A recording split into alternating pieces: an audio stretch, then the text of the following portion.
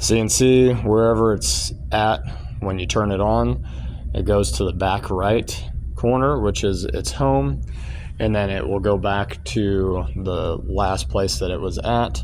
So it's datuming or finding its home spot so it knows exactly where it's at.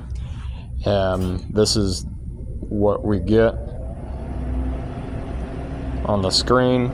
This gives us a readout for how much power the laser is getting. If it goes over 30, we're looking like the laser tube might be burning out, or we're hitting the max and we need to be concerned. If it's going over 30 milliamps, this turns the light on. Very helpful. The USB drive that has our computer file on it gets plugged into here. Not sure what the green button is. The rest of it gets controlled from here. So the escape button brings us back to this menu option. Pulse will shoot the laser. I don't have the water cooler turned on or the vent turned on, so I'm not going to do that at the moment.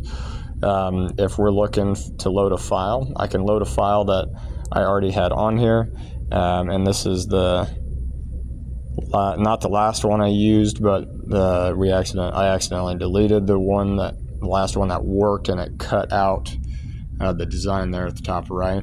I was practicing deleting things and I deleted that one, but this one still does well for us.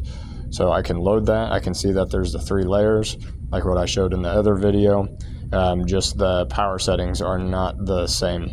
You can see here that the power setting is the minimum is 20 on those two, and we up that to 60, and that's when it cut out, was between 60 and 70, I believe is what it was, or 60 and 65. If I want to go ahead and get this started, I would hit enter. However, I need to pick a new home location. And this, by default, has the X coordinates at the top right of the file. So that's different than the Torchmate, and that is editable on the Shark ones. So that we just need to keep that in mind. I hit origin when I want to set the home to wherever I have it. To set the height, I need to click this U button, and then I click, so when I click the U button, it brought up this option. I'm going to go all the way to the bottom, and I'm going to hit the enter button on autofocus. It's bringing the table down, all the way down, and then it's going to bring it all the way up, and it's going to touch off on the pen looking object. So it's still going down right now. I'm not sure if that shows up in the video or not. Seems like it stopped. We're going to go ahead and come back into this.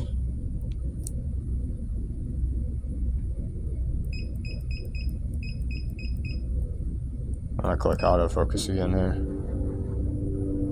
And now it's still going down.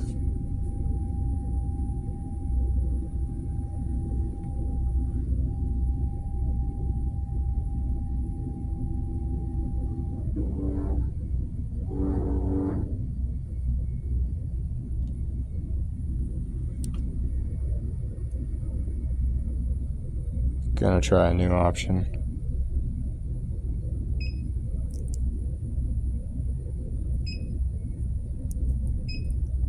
Z move.